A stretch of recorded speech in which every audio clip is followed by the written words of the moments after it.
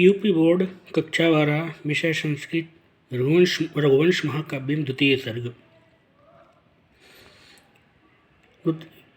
इस पाठ्यक्रम में पद संख्या 41 से अंतिम पद तक निर्धारित है।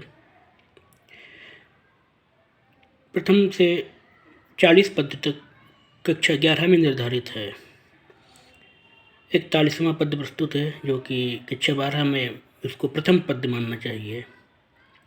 इति प्रगल्भं पुरुषाधिराजो मृगाधिराजस्य वचो निशम्य प्रत्याहतास्त्रो गिरीशप्रभावाद आत्म अन्वज्ञा शिथिलीचकार। पुरुषाधिराजा मनुष्यों के राजा अर्थात दिलीप ने मृगाधिराजस्य इति प्रगल्भम वचः निशम्य मृगाधिराज अर्थात सिंह के इन धृष्टतापूर्ण वचनों को सुनकर के गिरीश प्रभावात प्रत्याहत अस्त्र, गिरीश अर्थात भगवान शिव के प्रभाव से अस्त्र चलाने में असफल या असमर्थ हो जाने पर आत्मनि अवज्ञाम शिथिली चकार, अपने अपमान के विचार को शिथिल कर दिया, त्याग दिया कि उनको मालूम हो गया कि उन्होंने इस सिंह के प्रभाव से नहीं अपितु भगवान शिव के प्रभाव से इसके ऊपर सिंह पर प्रहार नहीं कर पाया है। प्रत्यब्रवीचैनमिष प्रयोगे तत्पूर्वभंगे वितथ प्रयत्नः जडीकृतस्त्र्यम्बक वीक्षणेन वज्रम मुमुक्षन इव वज्रप्राणिः। तत् अपूर्व भंगे इश प्रयोगे, अपने जीवन में बाढ़ चलाने में सर्वप्रथम बार विफल होने पर वितथ प्रयत्न अर्थात व्यर्थ हो गया है प्रयत्न जिनका, ऐसे अर्थात विफल होने पर वज्रम मुमुक्षण, वज्र को छोड़ने के इच्छुक इंद्र के समान, त्र्यंबक वीक्षणेन जडी, त्र्यंबक वीक्षणेन जडीकृत वज्र प्राणी, वज्र को छोड़ने अर्थात वज्र का प्रहार करने के इच्छुक परंतु शिव के दृष्टि मात्र से देखने मात्र से जड़ीकृत किए गए वज्र प्राणी अर्थात इंद्र के समान हो जाने पर एनम प्रत्यभिवृत्य, उन्होंने इससे अर्थात सिंह से पुनः कहा। संरुद्ध चेष्टस्य मृगेन्द्र कामं हास्यं वचस्तद्य अहं विवक्षुः अंतर्गतं प्राणभृतां हि वेद सर्वं भवान् भावमतो अभिधास्ये। हे मृगेंद्र, हे वनराज पशुओं के राजा, संरुद्ध चेष्टस्य अवरुद्ध चेष्टा वाले, मम तद्वचः कामम हास्यम, मेरी यह बात भले ही आपके लिए हास्यास्पद हो, अहम विवक्षु, तथापि मैं इसको कहना चाहता हूँ ही क्योंकि भवान आप प्राणभृताम अंतर्गतम सर्वम भावम वेद, क्योंकि आप सभी प्राणियों के हार्दिक भावों को सर्वथा जानते हैं, सर्वज्ञ हैं। अतः अविधास्ये, अतः मैं अपनी बात अवश्य कहूँगा। मान्यः समे स्थावर जंगमानां सर्ग स्थिति प्रत्यव्यवहार हेतु गुरोरपीदं धनमाहित अग्नेर पश्यत पुरस्ताद अनुपेक्षणीयम्। स्थावर जंगानाम सर्ग स्थित प्रत्यय व्यवहार हेतु चर अचर सभी प्राणियों की उत्पत्ति पालन विनाश के हेतुभूत सह में मान्य, वह शिव मेरे मान्य हैं, पूज्य हैं। पुरस्तात नश्यत, सामने अपने समक्ष ही, पुरस्तात नश्यत पश्चात बाहिताग्नि गुरोह इदम धनम, परंतु अपने समक्ष ही गुरु के मेरे गुरु वशिष्ठ की अग्नि अर्थात यज्ञ आदि क्रियाओं के लिए धन स्वरूप इस गौ के, इस नंदिनी गाय के विनाश को देख करके भी अनुपेक्षणीयम, यह मेरे द्वारा उपेक्षा करने की योग्य नहीं है, अर्थात मैं अपनी दृष्टि के समक्ष ही अपने गुरु के लिए धन स्वरूपा, निधि स्वरूपा इस नंदिनी गाय को नष्ट होते नहीं देख सकता।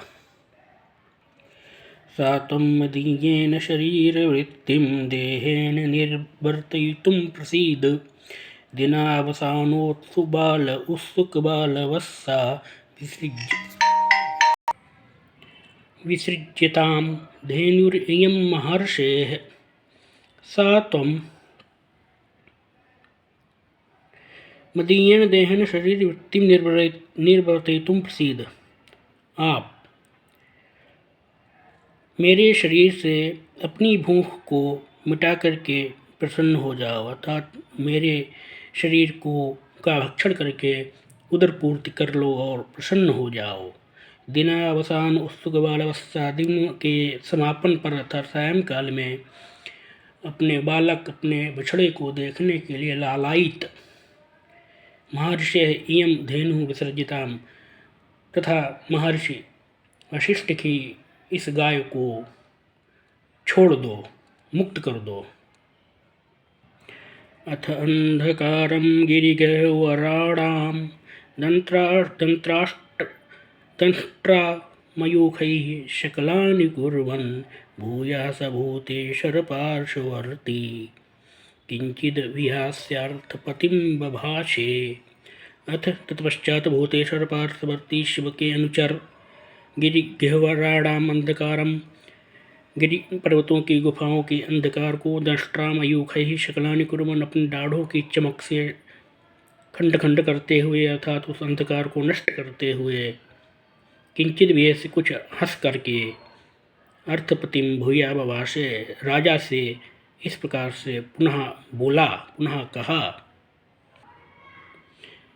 एकातपत्रं जगतः प्रभुत्तं नवं वयः कान्तम् इदं वपुश्च अल्पस्य हेतोर्बहुहातुमिच्छन् विचारमूढः प्रतिभासि मे त्वम्।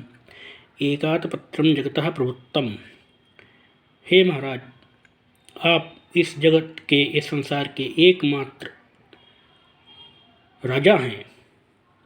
आपका यहाँ एक छत्र राज्य है। नवम वयः, नवीन अवस्था है, युवा अवस्था है। इदम कांतम वपुः, और यह सुंदर शरीर है। अल्पस्य हेतु बहु हातुमिच्छन्, पर और इस थोड़ी सी काम के लिए अपना बहुत कुछ नष्ट करने या त्यागने के इच्छुक होते हुए तुम में विचार मूढ़ा प्रतिभास, तुम मुझको विचार शून्य चिंतन मनन करने की सामर्थ्य से रहित प्रतीत हो रहे हो। भूतानुकंपा तब चेद इयं गौरेक भावे स्वस्तिमती तदन्ते जीवन पुनः शश्वद उपलब्धेभ्यः प्रजा प्रजानाथ पिते बपासि।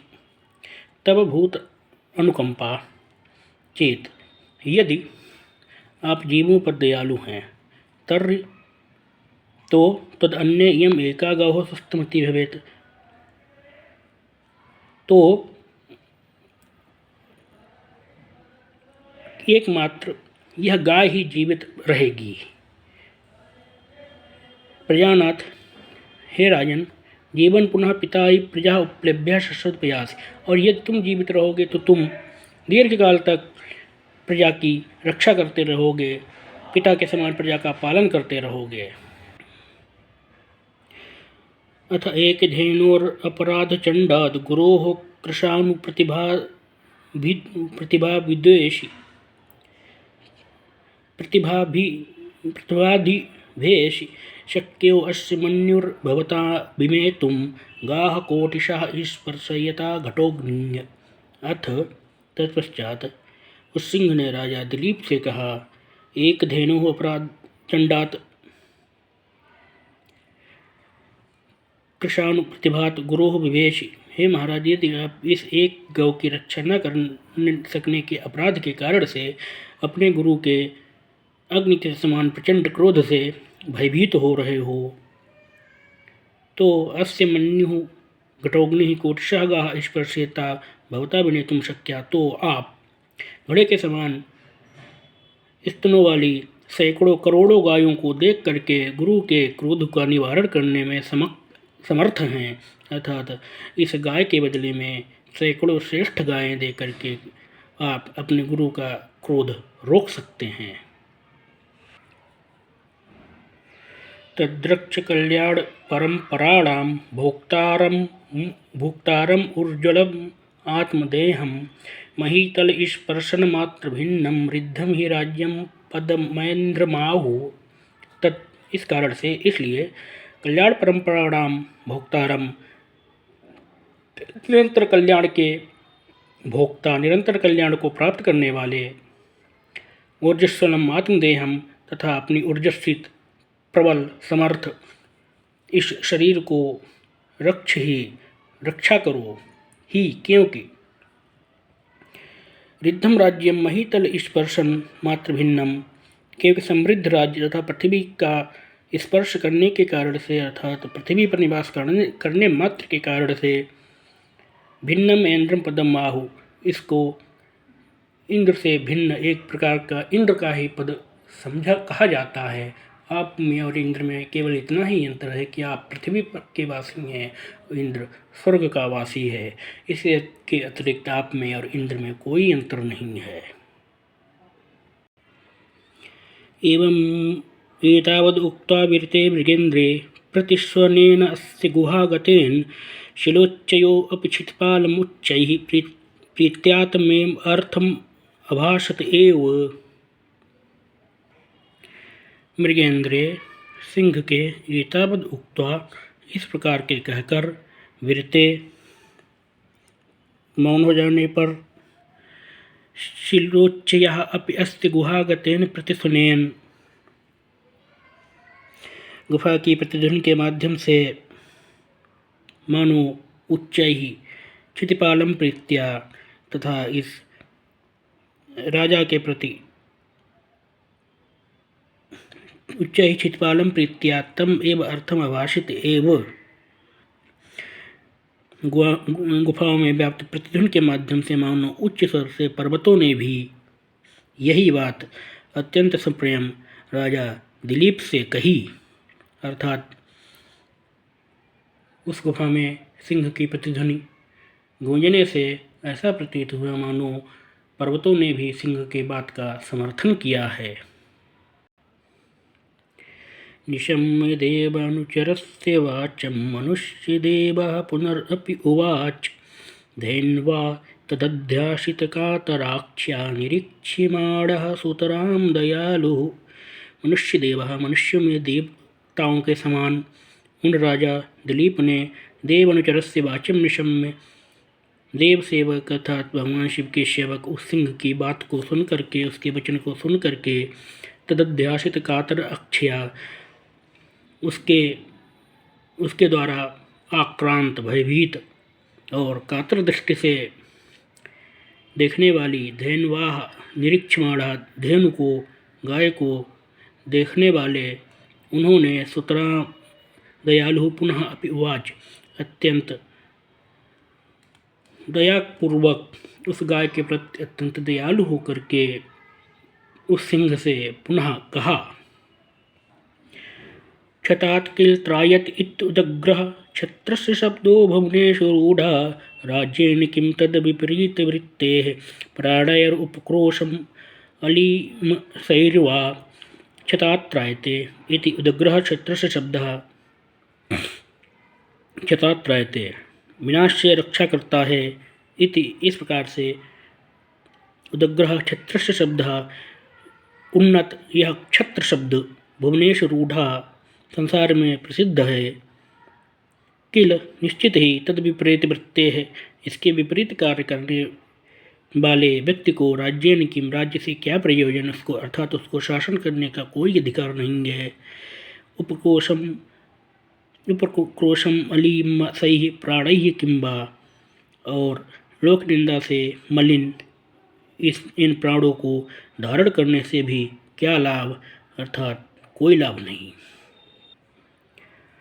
कथं नु शक्यो अनुनयो महर्षेर्विश्राडन्याच्यन्यपयिष्यनीनाम् इमाम् अनूनाम सुरभिर्विरेभिः रुद्रौजसा तु प्रहतं त्वया अस्याम् महर्षे अनुनयनः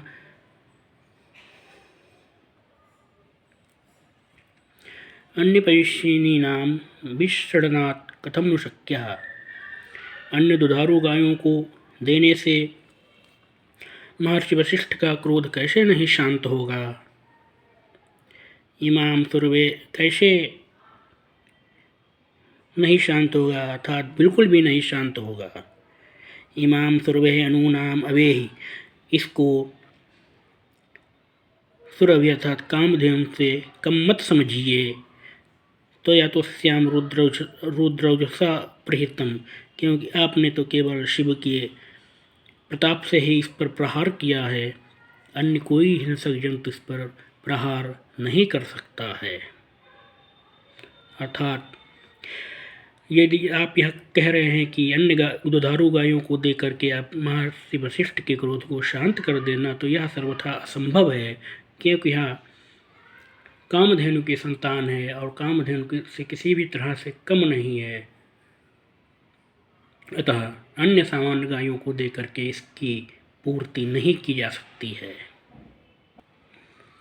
सेयं स्वदेह अर्पण निष्क्रियेण न्यायामया मोचयितुं भवतः न पारणा स्याद् विहितात् तवैवं भवेदलुप्तश्च मुनेः क्रियार्थः सायं स्वदेह अर्पण निष्क्रियेण भवत्ततः मोचयितुं न्याया। अतः यह न्यायोचित है कि मैं अपने शरीर के बदले इस शरीर के बदले इस गौ को आपसे मुक्त करवाऊं, एवं तब पारणा विहिता न स्यात्, मेरे इस कार्य से आपका व्रत भी खंडित नहीं होगा। मुने क्रियार्था च अल्पतः भवेत्, और मुनि अर्थात वशिष्ठ मुनि की यज्ञ आदि कार्य भी बाधित नहीं होंगे।